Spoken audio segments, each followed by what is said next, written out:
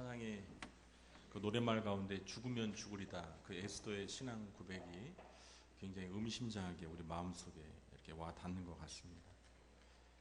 특별히 종교개혁 감사의 달을 맞아서 종교개혁자들이 정말 온갖 핍박과 또 고난 속에서도 그들이 믿는 진리를 붙들고 순교를 각오하면서 이렇게 우리에게 정말 귀한 진리를 물려준 것에 대해서 다시 한번 깊이 생각을 하게 됩니다.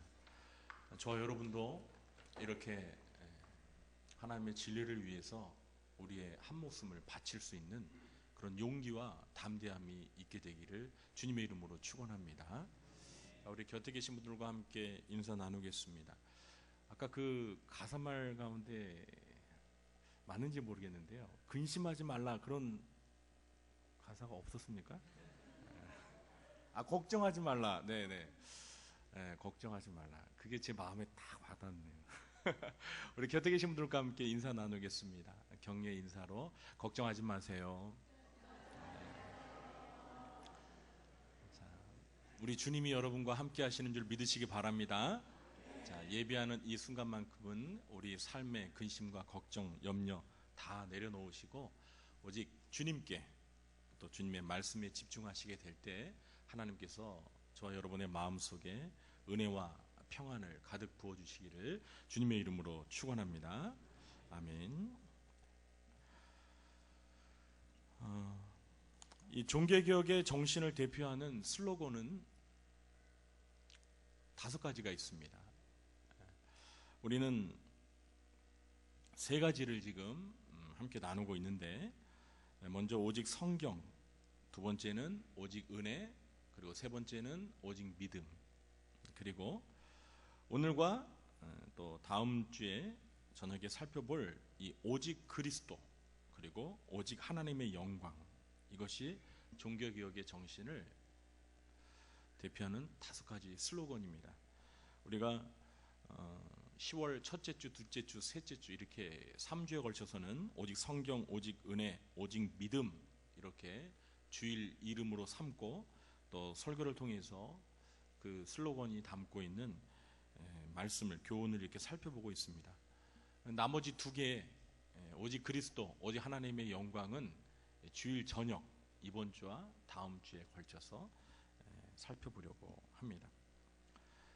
오늘 이 오직 그리스도, 오직 그리스도라는 이 슬로건 속에 담겨 있는 3가지 교훈을 여러분과 함께 나누려고 합니다.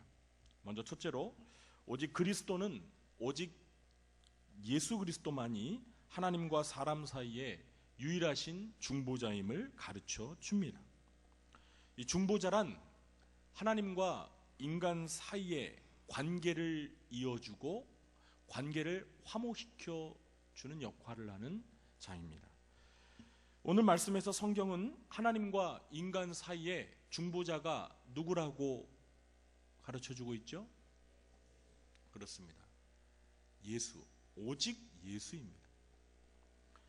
오직 한 분, 예수 그리스도 외에는 하나님과 인간 사이를 이어주는 중보자가 있다 없다?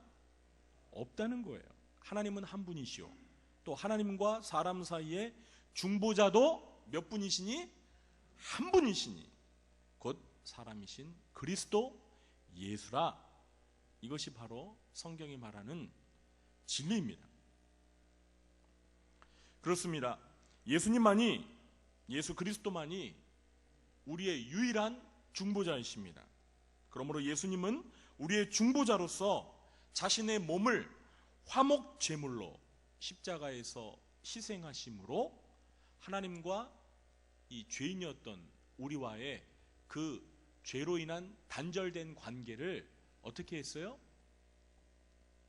다시 화목의 관계로 이렇게 연결해 주셨습니다.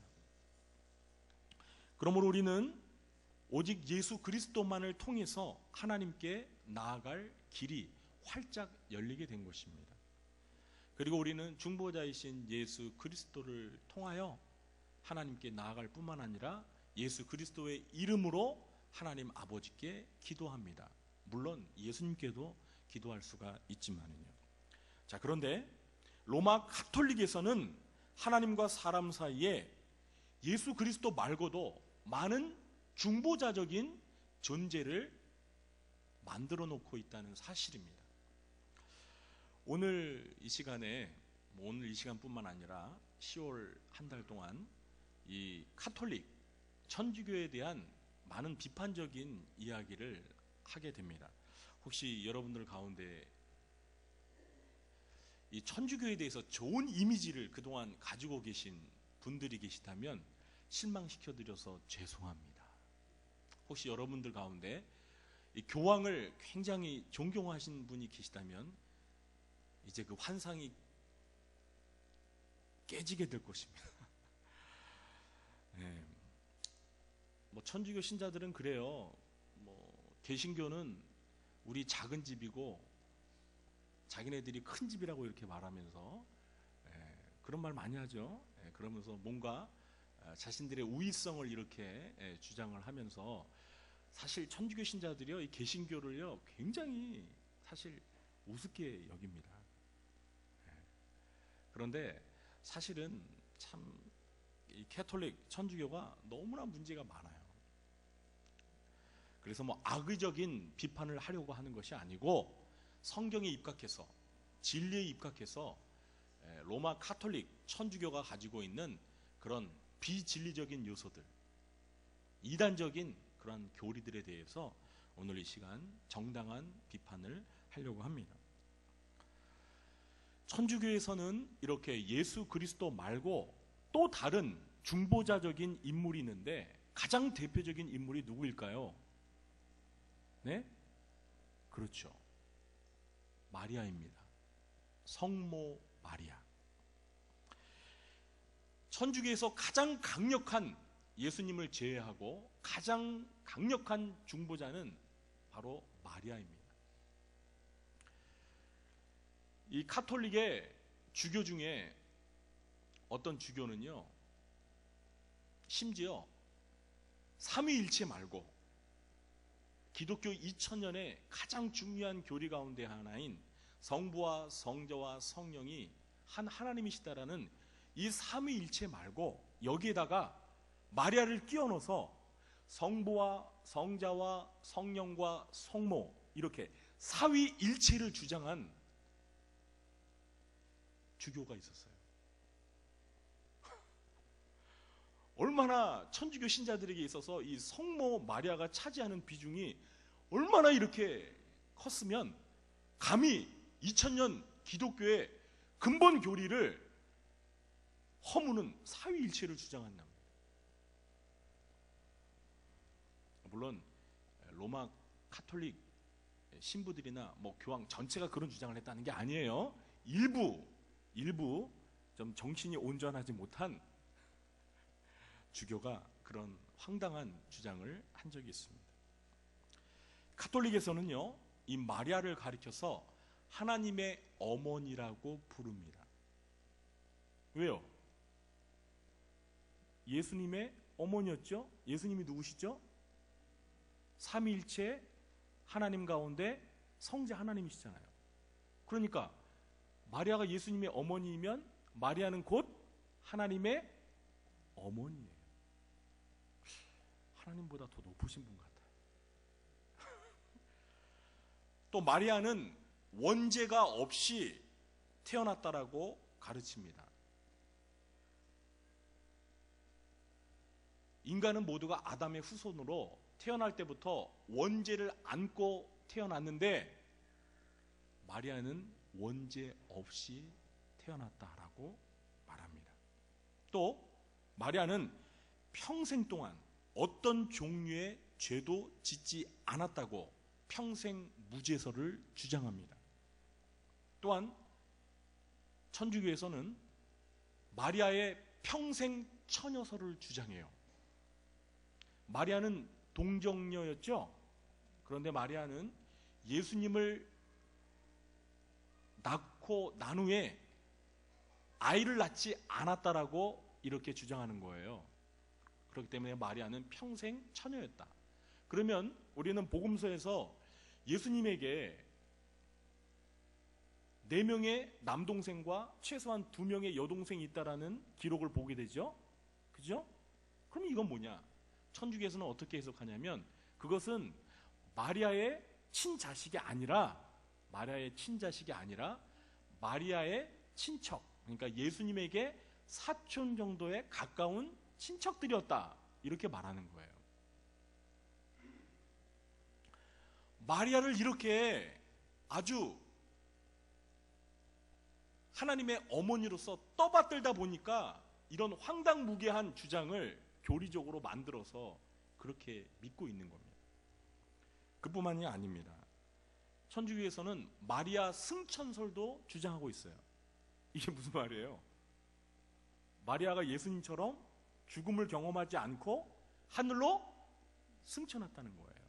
에녹처럼, 엘리야처럼 마리아도 죽음을 경험하지 않고 하늘로 곧바로 직행했다는 겁니다.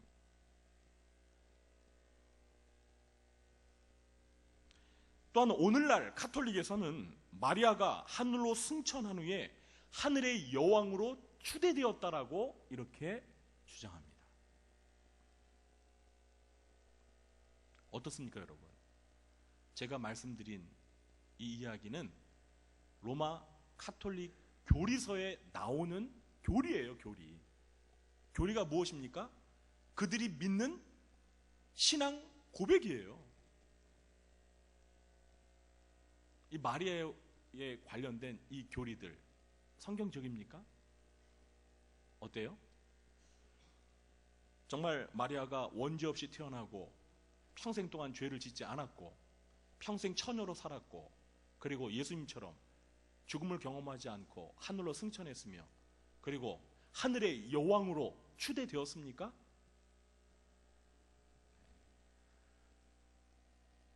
확실히 한번 대답해 보세요. 맞아요, 아니에요? 아니죠. 그런데 천주교 신자들은 이걸 믿고 있다니까요.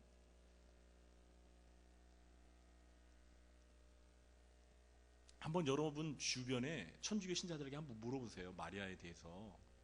그러면 아마 잘 모르거나 제가 지금 말씀드린 이것들을 다 동의하면서 그들의 신앙으로 받아들일 거예요. 모르면 좀 가르쳐 주세요.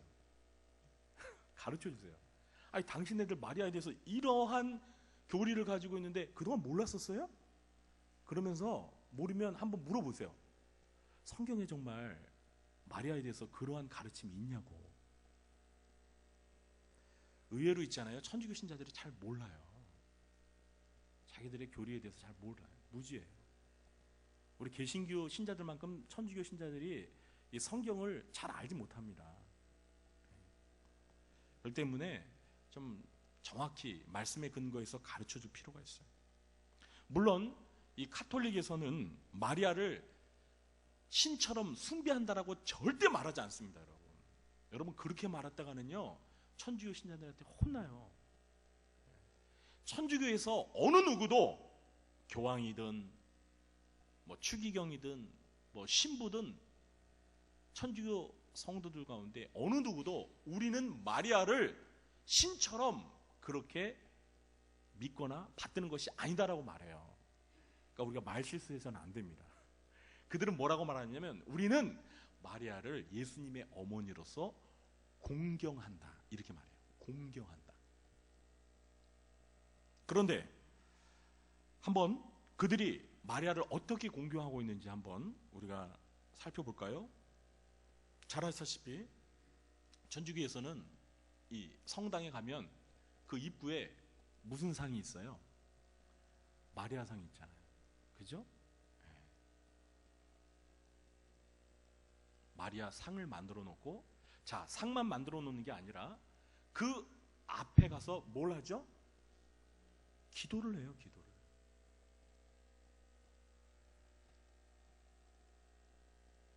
여러분, 성경에 마리아상을 만들라고 기록이 되어 있나요? 십계명 제2계명에 뭐라고 되어 있죠? 너를 위하여 어떤 형상도 만들지 말고 그 앞에 절하지 말라고 했습니다. 그런데 천주교 신자들은 항상 그 마리아상 앞에 머리를 조아리며 거기서 기도를 하고 있어요. 여러분, 성경에서 하나님 외에 사람에게 기도하라는 말씀이 있습니까? 있으면 한번 저에게 제시해 주세요. 있어요, 없어요? 없죠. 그런데 기도를 한다는 것 자체, 그게 공경하는 겁니까? 아니면 숭배하는 겁니까? 판단은 여러분 각자 해보세요. 그들이 말은 그렇게 하면서도 정작 마리아를 숭배하고 있는 거예요. 두 번째로 로마 카톨릭에서는 마리아 말고도 이 성인들을 중보적인 인물로서 그들 표현대로 말하면 공경하고 있습니다. 로마 천주교에서는 이 성인들이 신자들의 중보 기도의 대상으로 가르칩니다. 마리아뿐만 아니라 이 성인들은 우리를 위해서 하나님께 중보 기도하는 그런 중보자적인 인물로서 믿고 있습니다. 마리아와 이 지금 천국에 있는 이 성인들이 우리를 위해 하나님께 기도해 줄 때 그 기도의 효과가 내가 하나님께 기도하는 것보다 더 강력한 효과를 발휘한다라고 그들은 믿고 가르쳐요. 천주교 교리서에 나와 있는 글을 제가 여러분에게 읽어드릴게요. 천상에 있는 사람들은, 이 성인들을 말하는 겁니다. 천상에 있는 사람들은 그리스도와 더 가까이 연합되어 있기 때문에 그들은 우리를 위한 중보를 끊이지 않는다. 마리아나 그리고 성인들이 지금 천국에서 저와 여러분 우리보다 더 가까이 주님 곁에 있잖아요. 그러니까 우리가 이렇게 멀리 하나님을 부르짖으면서 기도하는 것보다 우리가 마리아나 그리고 성인들에게 이렇게 기도하면서 우리의 부탁을 그들을 통해서 이렇게 주님께 하면 더 빨리 기도 응답이 된다는 거예요. 그래서 마리아한테 기도하는 거예요. 그래서 그 수많은 성인들에게 기도하는 겁니다. 도와달라고. 이 가톨릭에서 말하는 성인들은요, 이 교황청의 주교회의에서 성인의 반열에 들어갈 사람을 이렇게 회의를 통해서 결정을 해요. 그러니까 세상을 떠난 이 가톨릭 신자들 가운데 가장 모범적인 인물들을 성인의 반열에 올려놓습니다. 그래서 교황청은 이 성인들을 복된 자라고 선언을 한 후에 그들을 통해서 2가지 이상의 기적이 나타나면 교황이 그를 성인이라고 선언하며 시성식을 합니다. 그래야 성인의 반열에 오르는 거예요. 그냥 아무나 이렇게 올리는 게 아니고 그들을 통해 2가지 이상의 기적의 증거가 나타나야지만. 그래서 이 로마 카톨릭에는 수많은 성인들이 있어요. 엄청난 성인들이 있어요. 그 중에 여러분들이 잘 아는 성인분들 몇 분만 제가 소개해 드릴게요. 첫 번째, 성 베드로. 예수님의 수제자 베드로가 로마 카톨릭에서 제1대 교황이자 가장 훌륭한 성인 중에 한 분이에요. 그리고 성 유다, 예수님의 친동생으로서 이제 유다서를 쓴 그 유다가 또 성 유다라 해가지고 또 존경받는 성인이고요. 그리고 성 베네딕토, 그리고 성 프란치스코. 프란치스코 아시죠? 네, 아시시에, 이탈리아 아시시의 성 프란치스코. 정말 2000년 기독교 역사에서 가장 예수님을 빼어 닮은 영성을 간직했던 프란치스코. 이 프란치스코는 사실 천주교 신자뿐만 아니라 이 개신교 신자들에게도 굉장히 존경받는 인물이에요. 정말 아주 신비한 인물이었죠. 저도 개인적으로 굉장히 좋아해서 그의 위인전을 읽고 그렇게 청소년 시절 때 개인적으로 굉장히 흠모했던, 제가 멘토로 삼았던 분이기도 합니다. 워낙 신비한 일들이, 기적이 너무 많아가지고 이걸 믿어야 되는지 말아야 되는지 그럴 정도로. 어쨌든 참 그리고 성 토마스 아퀴나스, 중세 스콜라 철학자였던 토마스 아퀴나스, 위대한 사람이었죠. 그도 성 토마스 아퀴나스. 그리고 성 테레사, 18세기에 있었던 성 테레사. 우리 20세기에 있었던 그 테레사 수녀 얘기하는 거 아닙니다. 이렇게 수많은 성인들이 있어요. 그리고 그들을 기념하는 축일이 있어요. 축일이 1년 365일 가운데 이렇게 카톨릭의 수많은 성인들을 기념하고 그들을 기억하면서 그들에게 기도하는 이 축일들이 있어요. 여러분, 1월 1일이 누구의 축일인지 아세요? 천주교에서 1월 1일 신년 새해를 처음 시작하는 1월 1일은 바로 성모 마리아의 축일이에요. 모르셨죠? 그만큼 마리아가 얼마나 이 천주교 신자들에게 중요한 인물인지 아시겠죠? 하루를 시작하면서 성모 마리아 축일로 먼저 기념하는 거예요. 이렇게 카톨릭 신자들은 마리아와 수많은 성인들에게 합장하며 기도하면서 그들의 중보 기도의 도움을 요청하면서 신앙생활을 하고 있어요. 그러나 이미 죽은 자에게, 그것도 사람에게 기도하는 것은 성경 어디에도 근거가 없는 미신적인 우상 숭배입니다. 기도는 오직 성삼위 하나님께만 하는 것입니다. 세 번째로 카톨릭에서 또 아주 누구보다 중요한 중보자 역할을 하는 사람이 있죠. 누구죠? 사제들입니다. 사제들. 신부, 주교, 추기경, 그리고 그 맨 머리 꼭대기에 카톨릭의 수장으로 있는 사람 누구죠? 교황. 오늘날 전 세계적으로 교황이 얼마나 여러분 영향력 있는 지도자인 거 아시죠? 여러분, 우리나라의 교황이 왔을 때 보세요. 대통령이 영접하죠? 정치인들이 그 앞에 가서 머리 조아르죠? 그리고 믿건 안 믿건 모든 사람들이 교황을 그냥 얼마나 존경해요. 인터넷으로 그냥 교황으로 도배를 해버리잖아요. 목사들은 그냥 막 비난하면서 교황은 안 믿는 사람들도 막 그냥 존경해요. 이 카톨릭 교황은 파파라고 부르죠. 아버지라는 뜻입니다. 아버지. 이 교황은 그리스도의 대리자이고 교회의 머리이며 베드로의 후계자라고 부릅니다. 카톨릭에서는 이 교회의 머리가 둘이 있어요. 보이지 않는 머리와 보이는 머리, 이렇게 둘로 나눠가지고 보이지 않는 머리는 누구예요? 예수 그리스도. 그리고 눈에 보이는 머리는 교황이에요. 왜요? 교황은 예수 그리스도의 대리자거든요. 그래서 실제 이 지상에 있는 카톨릭 교회의 머리, 수장이라는 거예요. 교황은 사도 베드로의 후계자로서 베드로에게 주어진 모든 권한을 이어받아 강력한 교권을 행사합니다. 카톨릭에서는 이 교황의 권위를 수의권이라고 이렇게 부르는데 대단한 권한을 가지고 있어요. 교황의 말은 곧 누구의 말이라고 그랬죠? 하나님의 말씀이에요. 교황의 말은 교황이 내린 그 결정을 문서로 한 이 교서는 곧 성경 말씀과 동등한 권위를 가지고 있어요.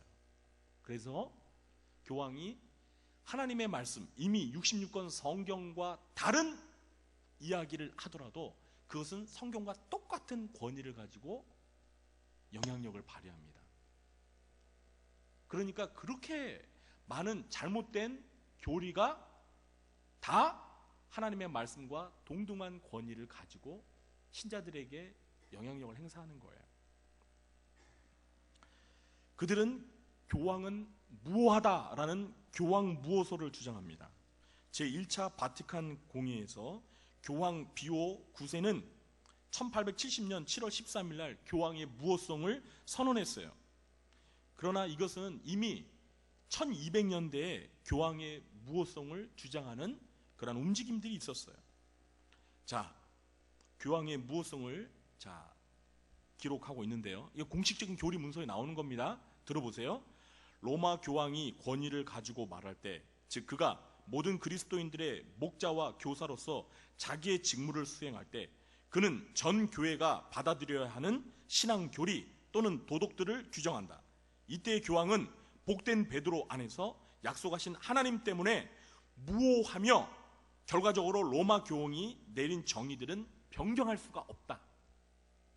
교황이 교황으로서 직무를 행사하며 결정하는 모든 결정들은 잘못된 게 없다는 거예요. 그리고 그것은 변경할 수가 없어요. 여러분, 어떻게 하나님의 말씀을 우리가 임의로 이렇게 변경할 수가 있어요? 변경할 수 없어요. 그러면서 이 비오 9세는 교황의 절대 무호성에 관한 교리는 바티칸 공의회에서 정의되었으므로 감히 교황의 절대 무호성을 부인하는 자가 있다면 그는 바로 이단이다 라고 이렇게 선언했습니다. 참 무시무시하죠.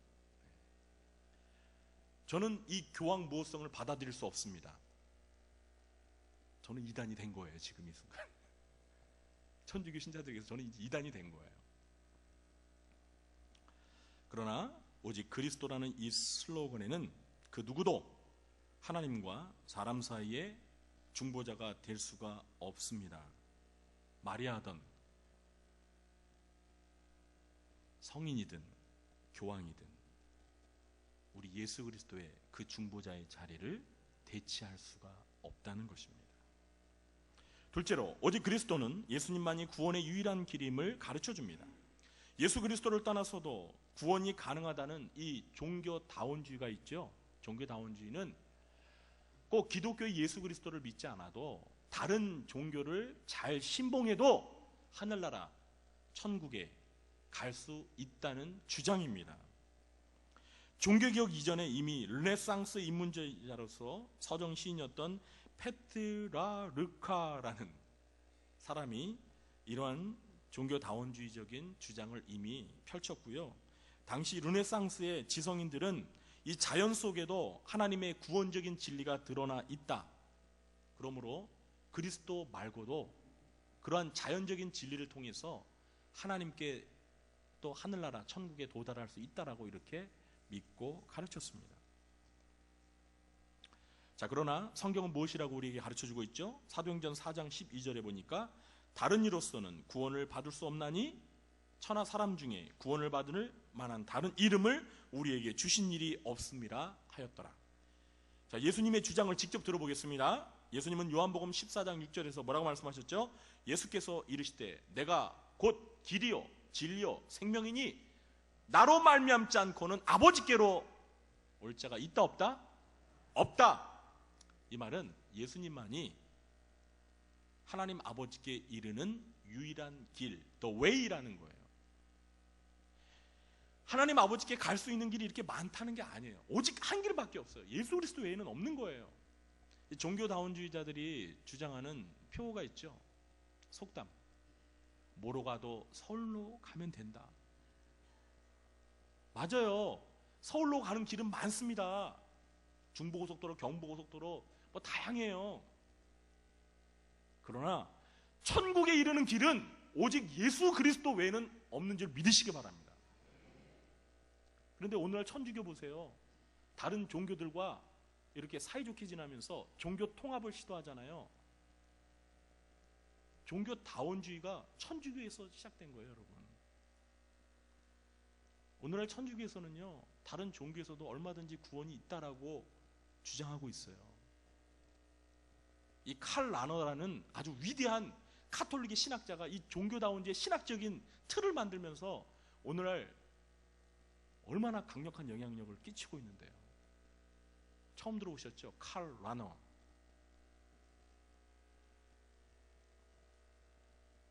개혁자들은 오직 그리스도를 통해, 오직 예수 그리스도를 통해서만 구원을 받을 수 있다라는 이 성경에 불변하는 진리를 강력히 붙들었다라는 사실입니다.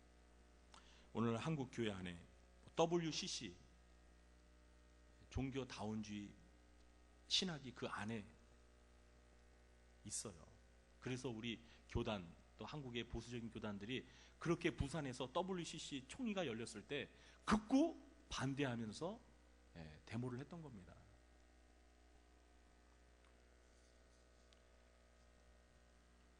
오늘날 이 포스트 모더니즘 상대주의로 인해서 이 종교다운주의는 점점 큰 세력을 얻고 있습니다. 천주교가 석가탄신일을 축하하고 조계종이 크리스마스를 축하하는 플래카드를 내거는 걸 보고 관용과 미덕으로 언론은 칭송을 하고 있죠.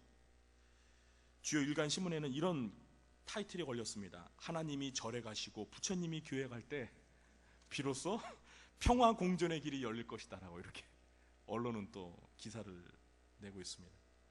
물론 종교 간의 평화는 중요합니다. 우리가 타종교 신자들과 일부러 무력적으로 싸울 필요 없어요. 평화롭게 지내는 거 좋습니다. 그러나 그렇다고 기독교가 예수 그리스도만이 유일한 구원자라는 사실을 양보하면서 포기하면서 다른 종교와 타협할 필요는 없다는 거예요.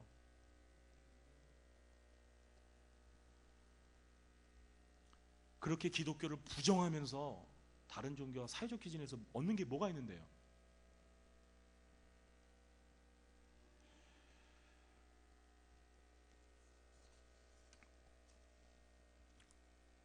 셋째로, 오직 그리스도는 모든 신자가 다 제사장이라는 사실을 뒷받침해 줍니다. 제사장 제도는 구약의 기원을 두고 있죠. 하나님은 이스라엘 12지파 가운데 레위 지파에서 아론의 아들들 가운데 제사장을 세워 제사를 주관하도록 명령하셨습니다. 제사장은 구약시대 일종의 하나님과 인간 사이에 관계를 맺어주는 중보자 역할을 한 직분입니다. 그러나 이것은 어디까지나 구약시대와 그리고 예수님 당시에 제한적으로 있었던 제도입니다. 이제 신약시대에 와서는 누가 제사장이죠? 모든 신자가 다 제사장입니다. 베드로전서 2장 9절을 보시면 너희는 택하신 족속이요 왕같은 제사장들이오라고 베드로 사도가 말하고 있습니다. 저와 여러분은 왕같은 제사장입니다.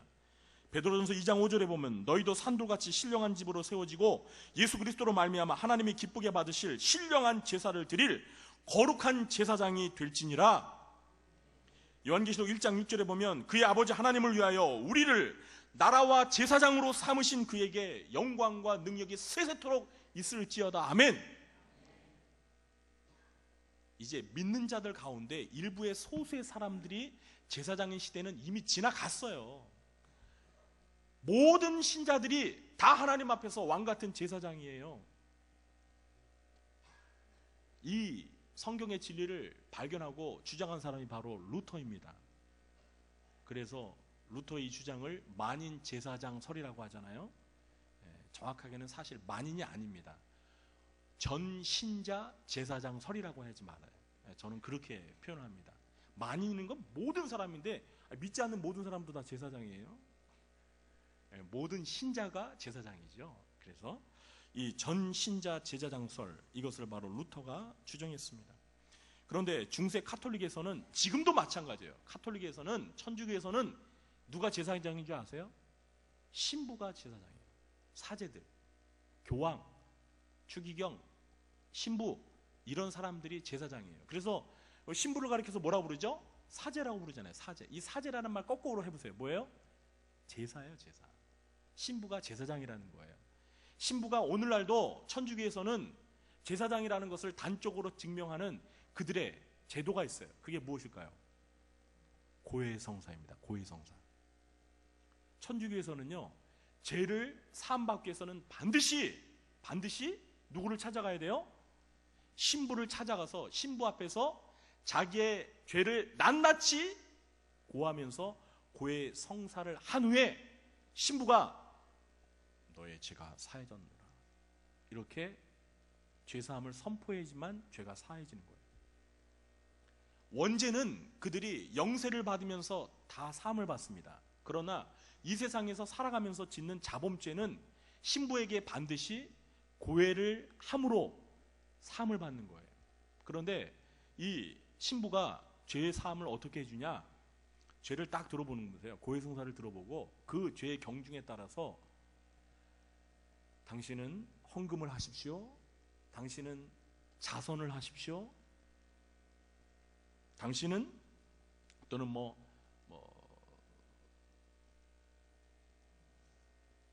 금식을 하십시오. 이렇게 지정을 해줘요. 이걸 이제 보속이라고 합니다. 보속.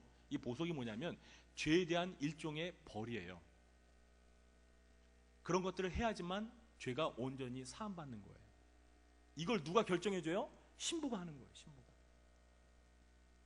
그래서 이 천주교 신자들은요, 이 보속을 하기 위해서 가진 노력을 기울이는 거예요. 자기의 죄 사함받기 위해서 돈으로 헌금을 하고, 그러니까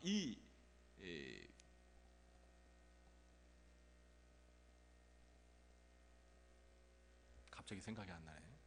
필름이 끊겼습니다. 이게 뭐죠? 죄를 사해주는 그 면죄부. 이 면죄부가 바로 그거예요. 자기들의 죄를, 벌을 보속해주기 위해서 지불하는 돈, 헌금, 그게 면죄부예요. 이게 바로 제사장이 아니고 무엇이에요? 구약시대 때 죄 문제 해결하기 위해서 제사장에게 재물 가지고 가서 잡아서 바치고 제사를 주관하는 그 제사장이 바로 오늘날 가톨릭에서는 신부라는 거예요. 신부 아니고는 죄 사함 받을 길이 없어요. 그러나 성경은 뭐라고 말합니까? 예수님은 이렇게 신부를 통해서 죄를 고함으로 죄 사함 받는다고 가르쳤어요? 주기도문에서 예수님 뭐라고 말씀하셨죠? 우리의 죄를 사해달라고 하나님 아버지께 직접 구하면 돼요. 그리고 요한일서 1장 9절에 만일 우리가 우리 죄를 자백하면 그는 미쁘시고 의로사 우리 죄를 사하시며 우리를 모든 불의에서 깨끗하게 하실 것이요. 요한일서 2장 1절에 나의 자녀들아 내가 이것을 너희에게 쓰면 너희로 죄를 범하지 않게 하렵니다. 만일 누가 죄를 범하여도 아버지 앞에서 우리에게 대언자가 있으니 곧 천주교 사제니라. 이렇게 돼 있나요? 곧 의로우신 예수 그리스도시라. 근데 왜 거기에 사제가 끼냐고요? 이런 것들은 모두가 다 비성경적인 가르침인 것입니다. 여러분, 시간이 좀 넘었습니다. 오늘 말씀을 잘 기억하시고 오직 그리스도라는 이 종교개혁의 슬로건에 담긴 종교개혁의 가르침을 마음에 새기면서 우리의 유일하신 중보자이신 주 예수님만을 의지하며 그 주님 앞에 나아가서 우리의 구원자이신 예수 그리스도를 우리가 붙들고 그 예수 그리스도를 널리 증거하며 많은 방황하는 사람들을 하나님 앞으로 인도하는 교회와 성도님들이 되시길 주님의 이름으로 축원합니다. 이 시간 우리 찬양 함께하고 기도하고 예배를 마치도록 하겠습니다.